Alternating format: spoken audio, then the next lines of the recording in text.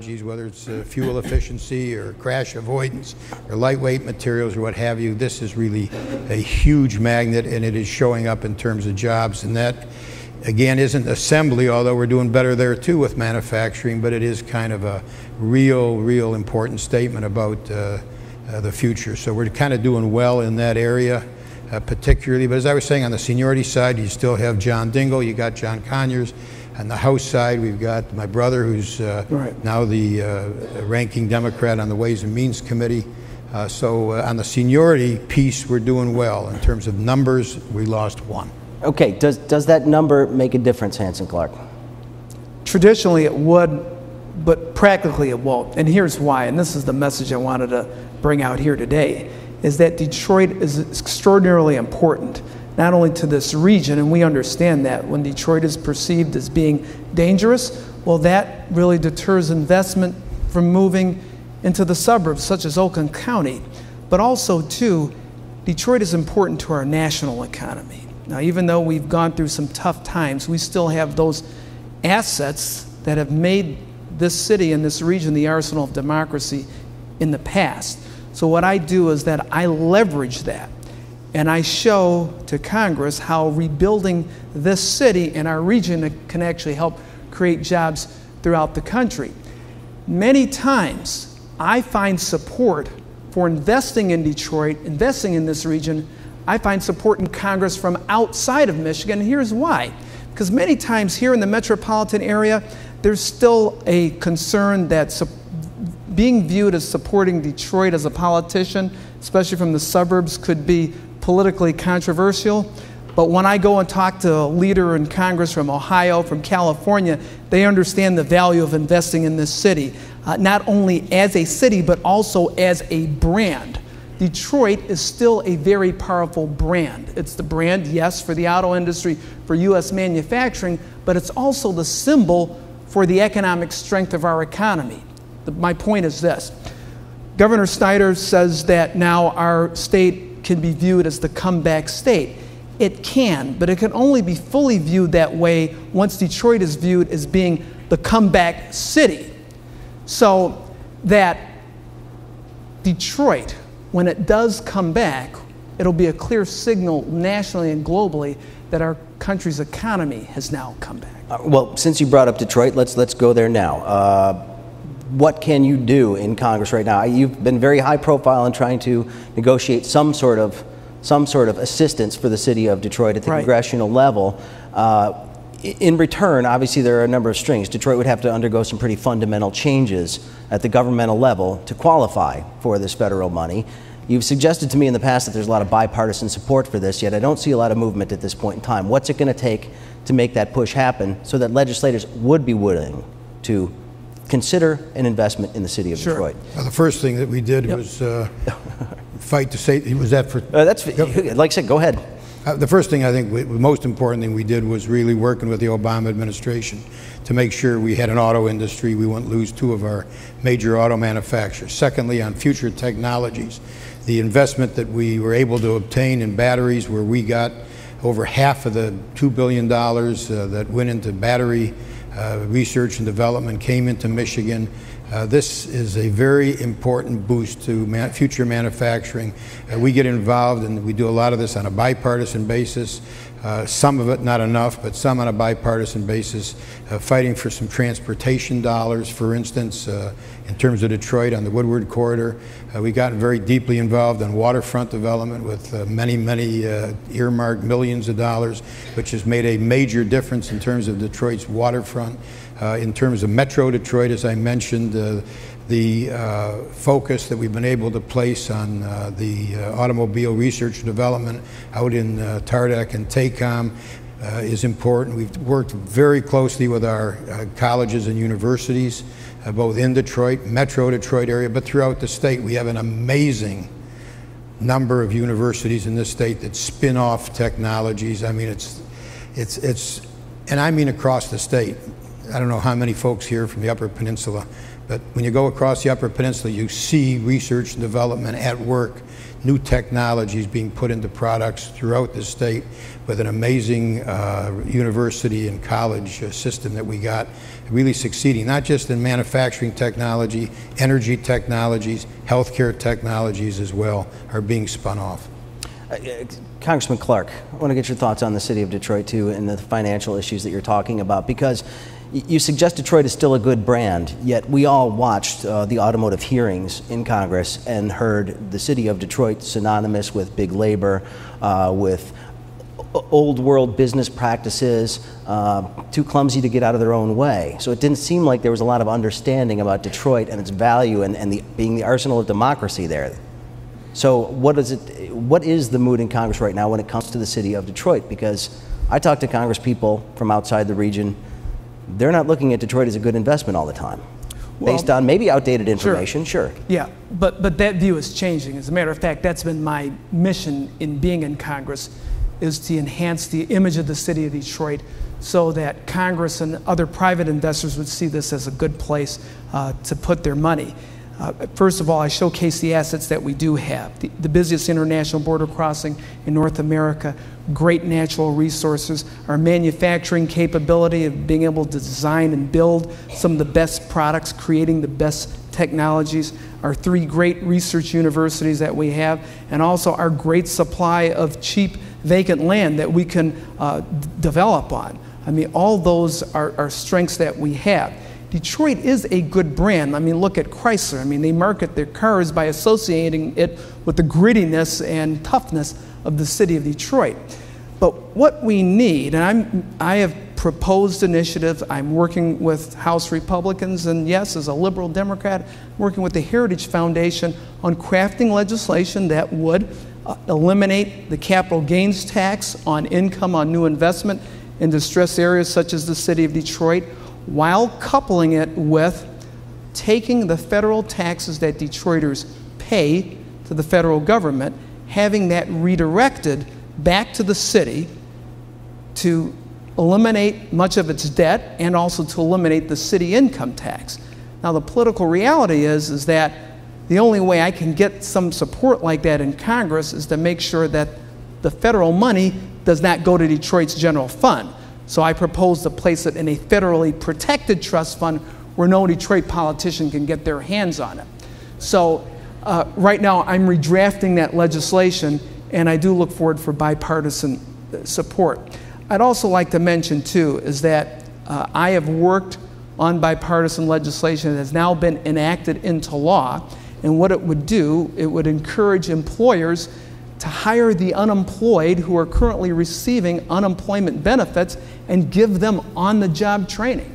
And I'll tell you why I push for this. It's because of my own experience being unemployed. When I lost everything that was important to me when I was a young man, my family, my scholarship, my job, I was on food stamps, my food stamps were cut off. I had lost hope. And I finally got a job through a government program. The value of that job wasn't the fact that I was being paid. The value of that job was that it restored my dignity and self-respect. So my point is this: people who are on benefits, they don't really need those benefits. What they're looking for is dignity, and you only can get that from working. So I use my personal experience to work as a person who was unemployed with a Tea Party Republican who was an employer, and he and I got together to push forth the Employ Act. I actually went before congressional subcommittees along with the Republican and along with Senator Wyden to promote this bill. We were able to get it adopted into law through the payroll tax cut legislation. So my point is this: whenever I offer a piece of legislation, yes, it's my intent to get that legislation enacted, adopted into law. But most importantly, my goal is to get the objective achieved. And the objective achieved here right now is putting people back to work, giving folks who have lost hope some hope and dignity that they can get from working, not receiving benefits, and then really showing Congress the value and the administration the value of investing in the city. And I can talk about ways the administration has also, maybe just mention one point. The White House has worked with Wayne County Community College and private industry. I helped broker the Memorandum of Understanding to establish a job training initiative that's going on right now in the Harper Woods campus of Wayne County Community College in my district that instructs Metro Detroiters on how to be trained for those good-paying software engineering jobs that exist in the thousands within Metro Detroit, but where we don't have the people trained to fill those jobs. So instead of employers having to go out of state and many times out of the country to hire software engineers, we're starting the training right now with cooperation with the industry, with the White House and Wayne County Community College to train Metro Detroiters for those jobs. And I want to say that we were picked because I was relentless on promoting the value of investing here in this region. Detroit, again, is not the land south of 8 Mile Road. It is the image of the entire region. And what I argue, though, too, it's a symbol for the resurgence of the American economy. Senator Levin, I want to get your thoughts on something he was just talking about there. He said oftentimes companies figure they don't have the talent they need, maybe ready to go in this, and they are looking indeed to bring immigrants in. In fact, there's a big push by this governor to make this a more welcoming state to immigrants, to invite those in with advanced degrees who can fill some of those high-tech jobs that you were discussing moments ago in the R&D departments of TACOM, TARDEC, and the automotive companies. What will it take to get our people up to speed so that the immigration rules are not as necessary? Well, cutting back on education would be a crime and a shame as far as I'm concerned. And if you want to take a look at what the stakes are in terms of the future, compare the budgets. I'm not going to get overly partisan here. Compare the budgets that are being offered by the Republicans in the House. Take a look at what they'll do to education. Higher education plus K through 12, compare them to the president's budget on education and make up your own mind. If you decide education is important, job training and retraining is important, how much we put into math and science and engineering, if you think that's all important to our future, and I do, make your own comparison on those budgets. And there's very vast differences.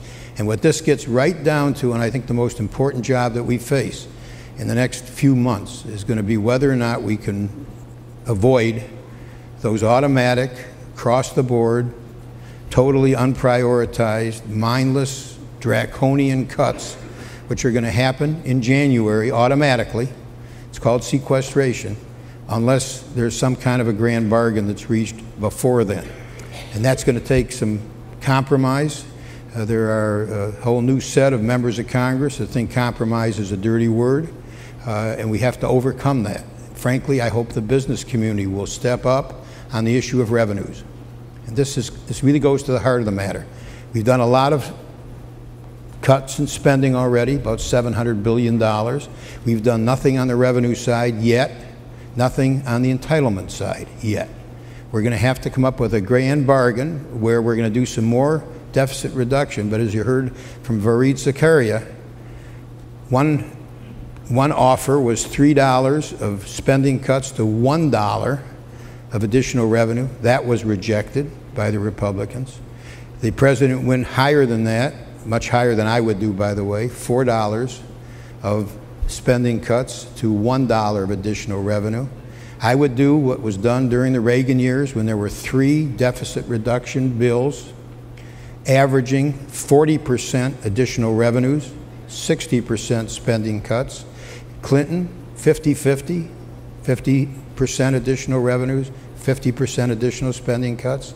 And the same thing with the first President Bush, roughly 50-50, a little bit less than that.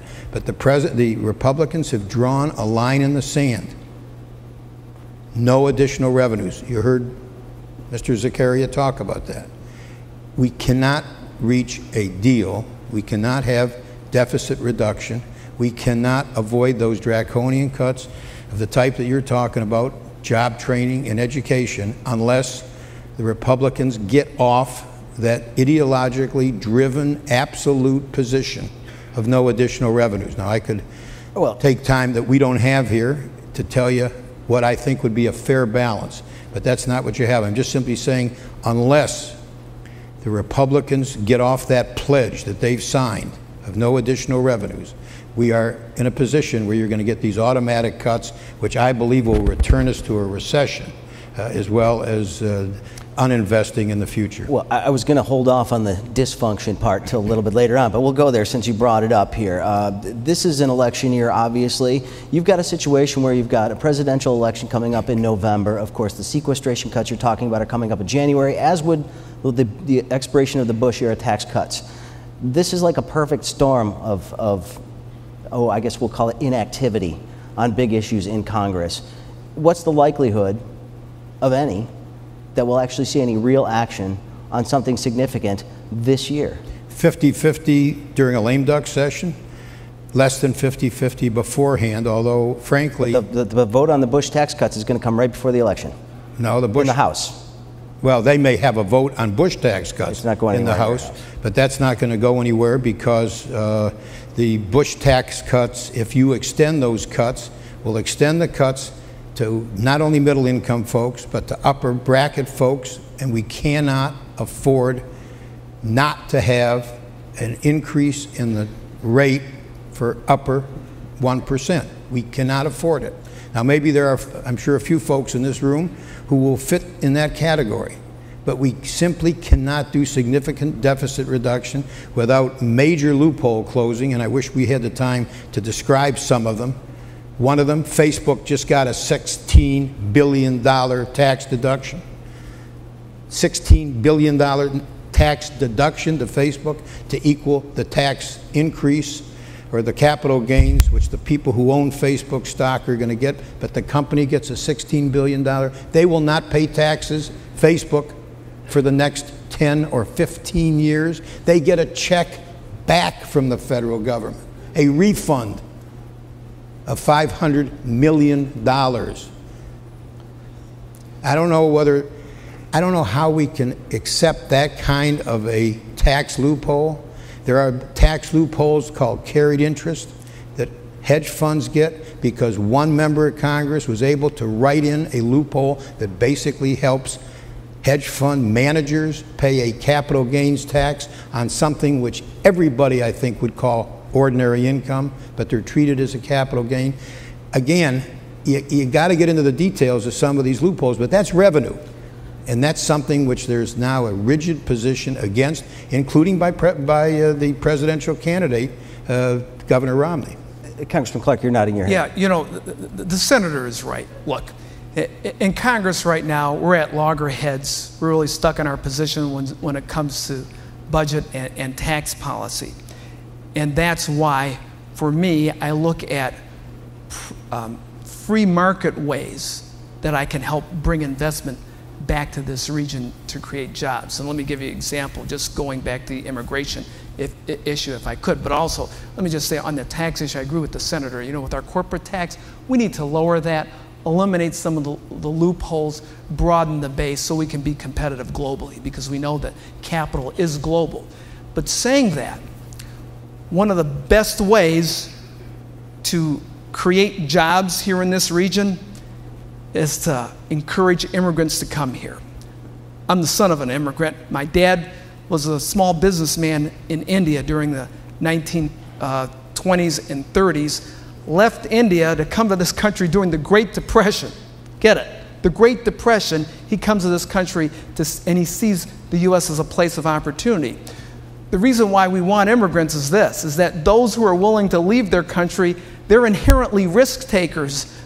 Those that don't want to take the risk, they stay in the old country.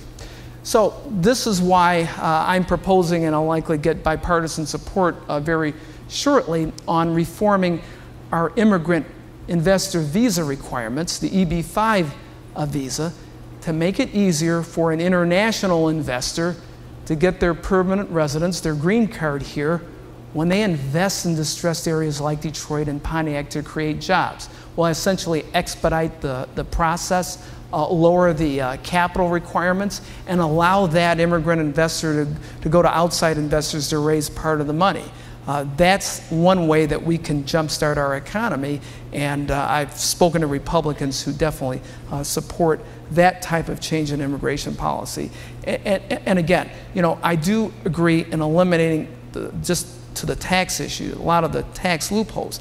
However, I do recognize that the tax code can be a vehicle for targeted investment in areas such as Detroit. Eliminating the capital gains tax on income on new investment here, I was talking to Josh Linkner, that could actually help stimulate more investment into startups. Capturing the federal taxes in the city, though, could give the city the revenue that it needs to address the underlying problem on why families and businesses have left the city in droves in the past decades. And you know what those reasons are. Why don't you live in Detroit? Why isn't your business in Detroit?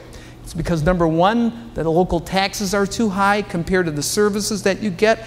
Secondly, and this is actually in reverse order, and then also because the public school system doesn't consistently educate our children with the skills that they need to be hired into jobs. But most importantly, the streets and neighborhoods are perceived as being dangerous. We must make our streets safer in Detroit if we really want the city to come back to grow our region. And I can talk about how we can do that. Well, yeah, let's get into public safety for just a second, right, because there are federal dollars that can be tapped, yes, to add police officers. In fact, there is some federal help that has been announced for the city of Detroit, yes, officers that are coming here.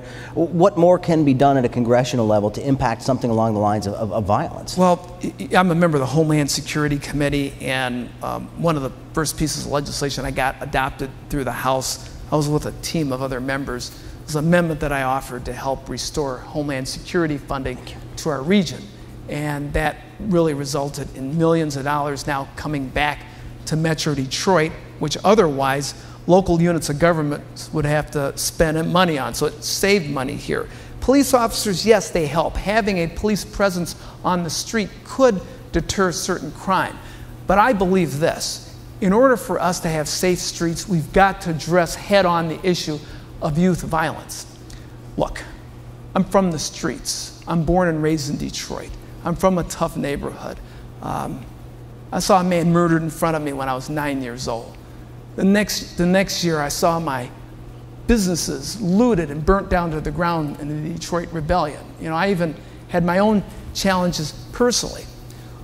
What I've learned from all that is this, is that our young people need to value education. We need to keep them in school, extend the school day, the school year, require them to learn how to read. Virtually half of Detroiters are functionally illiterate. Nearly 70% of the males in Detroit public schools drop out of schools. This is outrageous. It's a crisis. We need these kids in school learning how to read. But most importantly, we need to change the culture of Detroit. We're talking about innovation. The culture, and I don't have to be politically correct, I'm from Detroit, is this. We've got to restore a culture that values education.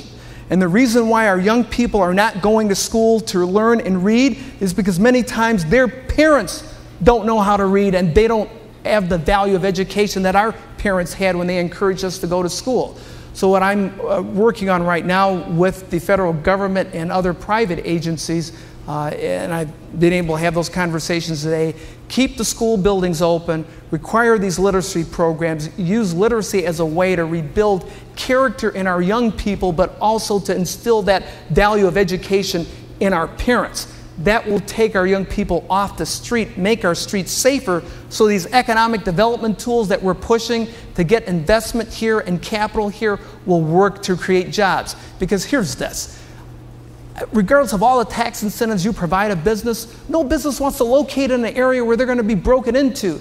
No family wants to live in a neighborhood where they fear being carjacked. We must address the issue of safety, but we have to address it in a fundamental way. And as a Detroiter, you see, essentially, that's been my role. I'm going to close on this point. It's not just to propose legislation and to get government initiatives adopted, but it's really to inspire people to change their mindset, to get out of this victim's mentality that many of us who have struggled in Detroit so long have. Value education, hold local elected officials accountable for making our schools better and making our streets safer. That's how we can, in a sustainable way, turn around the city of Detroit. Senator Levin, I mean, before we get to the Q&A section, I want to ask you this question. I mean, one of the ways it seems that members of Congress are judged, senators judged, is by what your return is on the dollars that get sent to Washington, what money you've brought back to the district. And I'm wondering if that measuring tool is an accurate one for what it is we need to be looking at for what's going to work here in Michigan. Yeah, it's partly a fair one, obviously. We just had a big battle over our National Guard bases. We were able in the Senate to do what they did in a different way in the House, but we were able to say in my bill that we just passed in the Armed Services Committee, we're not going to let the National Guard be cut disproportionately, which is what happened, with the result that a lot of the equipment was going to leave Selfridge, a lot of equipment leave Battle Creek, and so forth. So yeah, that's one of the things that you judge people on clearly. It's one of many things that hopefully you judge things. I want to say something positive about Detroit just for a minute. I live in Detroit and always have. My wife and I have lived here in Detroit for now as long as we've been alive. There's some really great things happening in Detroit, and for those of you, I think probably many of you are aware of that, and some of the things that you even started with about the image of Detroit in Congress are no longer really as dominant. There's a much different feeling in Detroit about Detroit than there was before. It's not going to get translated into aid programs because obviously the federal budget does not permit grants of aid that are going to go to distressed cities. There are distressed cities in many parts of the country. But there is something's happening in Detroit that's big, and now we live downtown, so we know, and we at least know the Midtown area and the downtown area, and I think most of you who've been to Detroit feel it and sense it. Something's happening despite the problems that Hansen very correctly outlines about the problems of Detroit. So I think we ought to try to be optimistic and positive, not just about the potential of our city, our grittiness, the positive view that some great TV commercials have given to the world about imported from Detroit. Yep.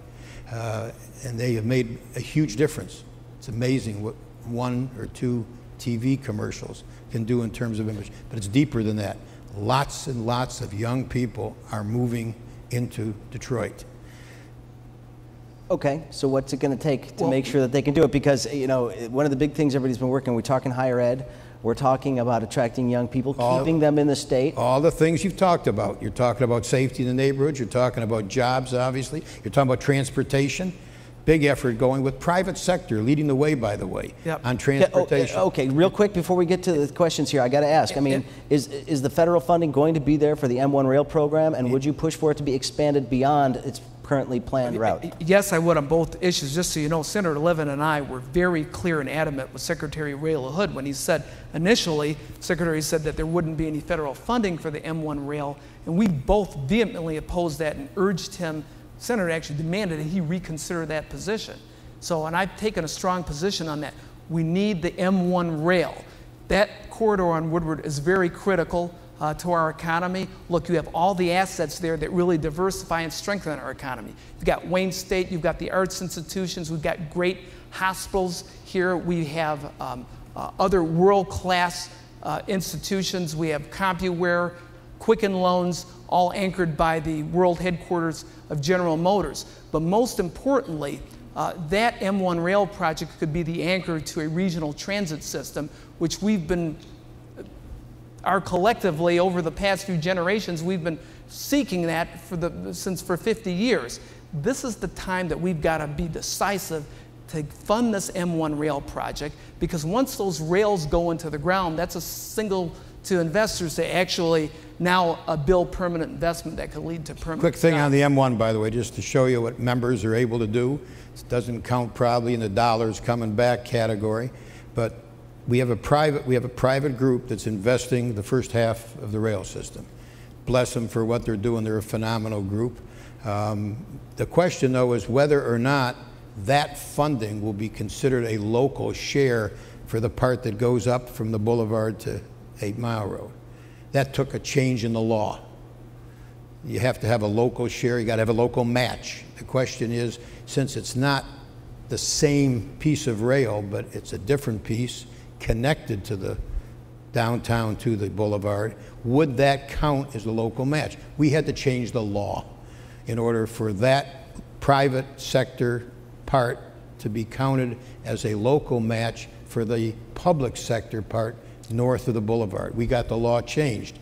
You know, it's something that members of Congress can do. If I could say, Senator Levin did that. He had that law changed. He did it. He's completely responsible for that. Okay. No. We're trying to get to But look, see, this is why. But this is why. So then it's easy for me to go, and then I called the secretary 2 weeks ago. I said, look, we need that $25 million Tiger grant because the private investors, they've gotten their commitments for $100 million. We just need this match here of $25 million so we can get this project rolling. So now I did not get a commitment, but and I'm not a betting man, but I will say that on June 4th, when we do meet together and we're going to have a meeting with the governor and the mayor, is that we're going to get a commitment for funding from the federal government for that project. Okay. And if we don't, we're going to fight like hell to make sure that we do, because we need the regional transit system.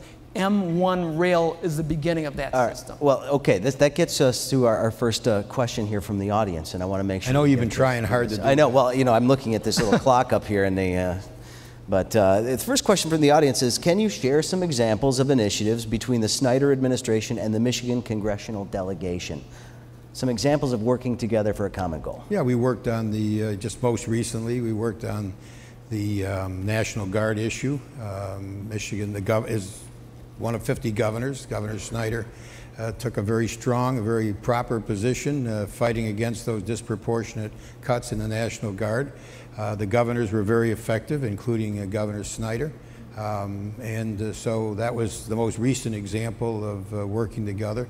You know, we work together for the most part on a bipartisan basis on most issues where the state is involved. Where the problem comes in are on these huge budget tax issues in Washington, which are so critically important, where there is a very deep ideological division between folks basically who have one view of government, which is the less the better, and another group that will say government's always not right or effective or efficient, but there's a critical role in education or environment or education. So we work anyway closely with the governor in many, many cases. That's the most recent. All right, well, here's the next one then. Does the Michigan delegation have a bipartisan Michigan agenda? Yeah, if on Michigan issues, for instance, an official agenda? An official agenda? No, do you guys meet? It's an informal. Yeah, we meet. We usually meet on the House side. John Dingell's our senior member of Congress, and he convenes meetings from time to time. It is not as frequent and it is not as close as it has been traditionally. It's not that there's personal animosity.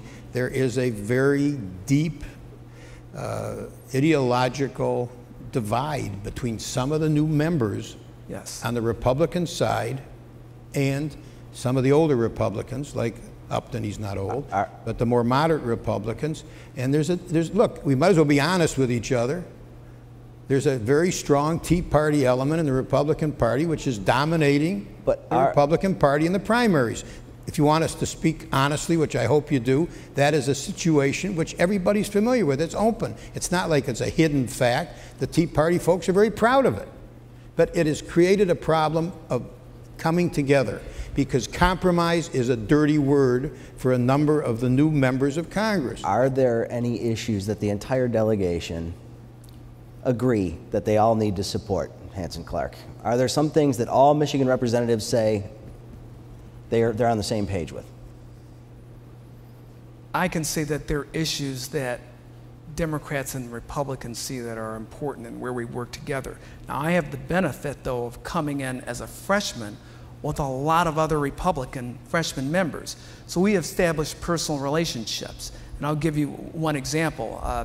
I've worked with Dan Benishek, whose district that we're in right now, to actually help support our veterans, to get them jobs and to get them benefits. Dan Benishek came to Detroit to meet homeless veterans in the east side of Detroit to see how we could help him. He visited again the head of the VA here in Detroit to see how we can process the benefits for veterans that I represent. And I, in turn, went to the Upper Peninsula. So those kinds of partnerships we actually forge out and try to work together. Now, for me, you know what I have to do in order to work with these guys in Congress and women? I have to give up making partisan points. I've got to give up being right on ideology, but find a way to work together for the common good for that objective. Just to your point on how the governor is working with us. So again, as I explained to you, my experience when I was unemployed, it was searing for me. I will never forget that.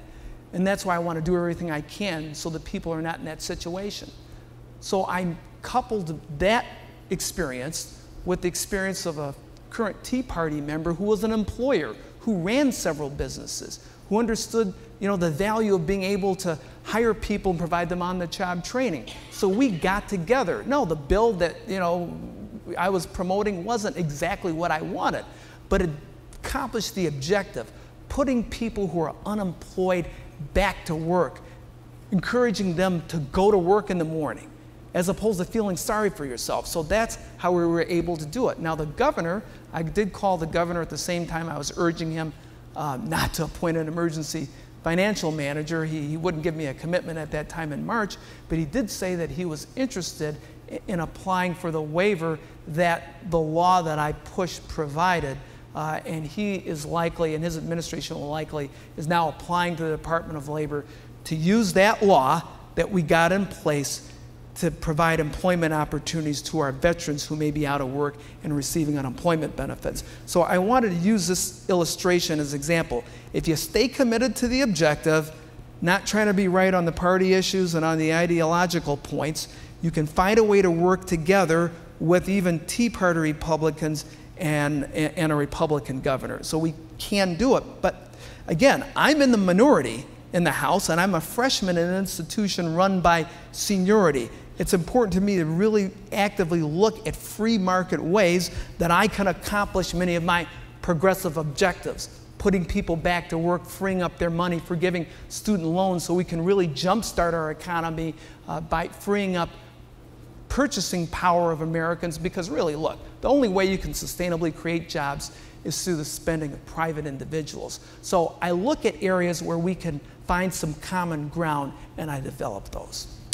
This next question is for Senator Levin, and given my guest's propensity for lengthy answers, this might be the last question. All right. Senator Levin, can you describe your efforts to grow and assist minority businesses, both small and large? Sure. We have small business. I'm on the Small Business Committee, so we have small business programs which are designed to help minorities, both racial minorities, women. We have special programs that have set-asides for women as well as for minorities on the small business side. One of the most important programs we have is the Small Business Innovation Program, the SBIR program. It's a huge program. It sets aside dollars for research for small business that are limited to small business, not just minority, not just women, but small business generally.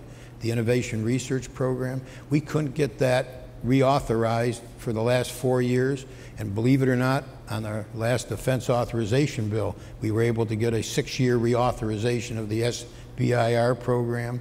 And so I would use those two examples probably as the most recent examples of what we've been able to do. There's a pending bill in the Senate which is being filibustered, which is a small business bill, which would make it a lot easier for small businesses in general to buy new equipment, provides 100% depreciation immediately.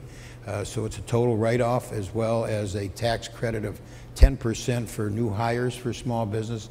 That one's being filibustered, but I think I better stop there to give Hansen a minute, because I don't want to filibuster our last. No, you're hitting the right points. And what I'd like to say, though, it's really been a pleasure working with Senator Levin. He's also created so many jobs by, by bringing, look, the procurement officials in the Department of Defense. I kind of wish Thad was here to break up the love fest. No, but here's the point. Look, even in our sluggish economy, the federal government's the biggest purchaser of goods and services in the world.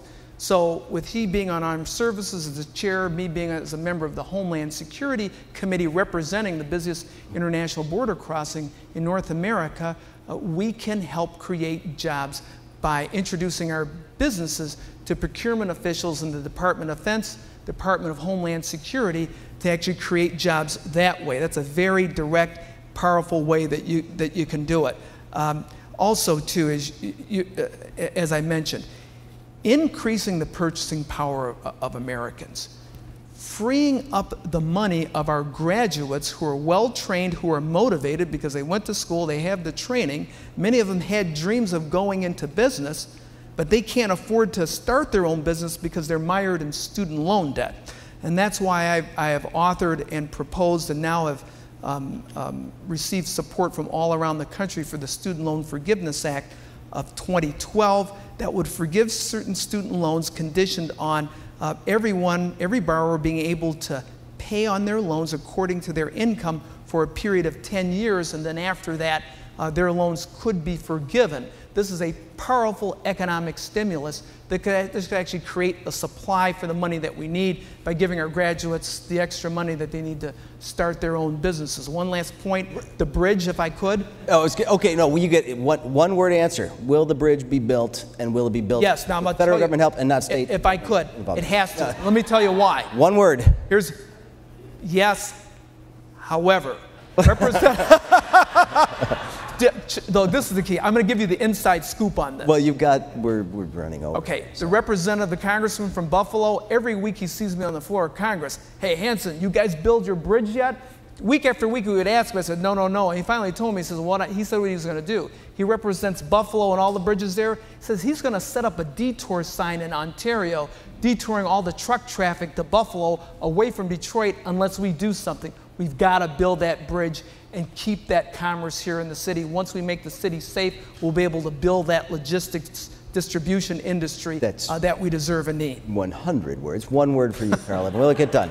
I hope so, yes. Okay. All right. A big thanks real quick to Talmer Bank and Trust for making this possible. Thank you very much. And a huge thanks to Senator Carl Levin and Representative Hansen Clarke. I always enjoy it, gentlemen. Thank you very much. And thank you, everybody. Have a great conference. Ladies and gentlemen, please welcome Chief Operation Officer of the Detroit Regional Chamber,